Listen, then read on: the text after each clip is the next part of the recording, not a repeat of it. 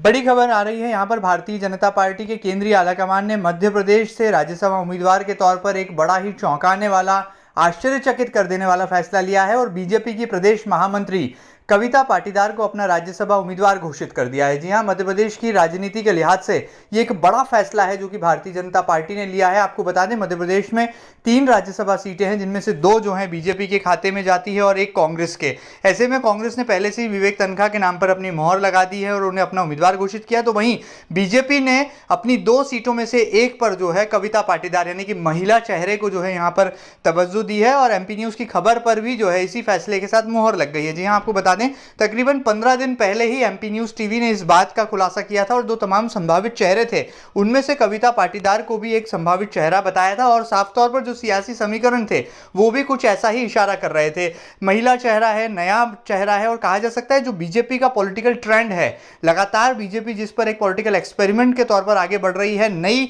पौध को जो है आगे ला रही है, ऐसे में कविता पाटीदार को राज्यसभा भेजना एक बड़ा फैसला इस लिहाज से भी है और केंद्रीय आलाकमान का यह फैसला है, ऐसे में जरूर चौंकाने वाला है और एमपी की पॉलिटिक्स को भी बदल देने वाला है। आपको बता दें, लगातार बीजेपी नए चेहरों को आगे कर रही है, पुराने और अनुभवी चेहरों को जो है पीछे कर रही है। उसका ही ये नतीजा है कि राज्यसभा उम्मीदवार के तौर पर कविता पाटीदार की नियुक्ति ने सभी को चौंका दिया है। आपको बता दें, कविता पाटीदार वर्तमान में जो है भारतीय जनता पार्टी की प्रदेश महामंत्री हैं, स्वर्गीय भेरूलाल पाटीदार की बेटी हैं, जो कि महू के दिग्गज बीजेपी नेता रहे हैं। लगातार कई बार वो विधायक रहे, सरकार में मंत्री रहे, विधानसभा के उपाध्यक्ष भी रहे। और आपको ये भी बता दें कि भेरूलाल पाटीदार वही नेता हैं जिन्हें पूर्व मुख्यमंत्री उमा भारती ने भी अपने कार्यकाल के दौरान योजना आयोग का उपाध्यक्ष बनाया था और उनकी मृत्यु के बाद जो है कविता पाटीदार ने उनकी राजनीतिक विरासत को संभाला था और अब वो लगातार प्रदेश में भारतीय जनता पार्टी के संगठन को मजबूत करने में अपनी भूमिका निभा रही हैं। ऐसे में उन्हें बीजेपी ने, केंद्रीय आलाकमान ने जो है अपना राज्यसभा उम्मीदवार घोषित कर दिया है।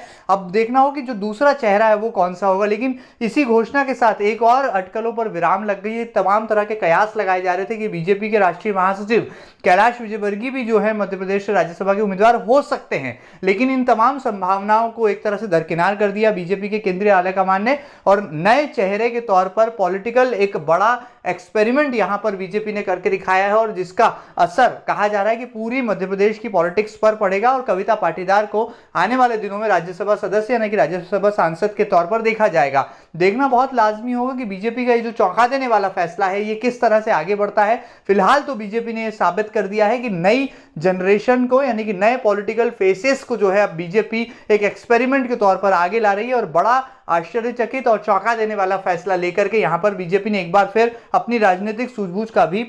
एक तरह से कहा जा सकता है उदाहरण पेश किया है। देखना बहुत लाजमी होगा कि बड़ी खबर ये किस तरह से निकली है और क्या इसके पीछे सियासी समीकरण बने हैं, लेकिन एमपी न्यूज की खबर पर जरूर जो है यहाँ पर एक बार फिर मोहर लग गई है। बड़ी खबर राजधानी भोपाल से मध्य प्रदेश की राजनीति के लिए कि भारतीय जनता पार्टी की राज्यसभा उम्मीदवार होंगी बीजेपी की प्रदेश महामंत्री कविता पाटीदार।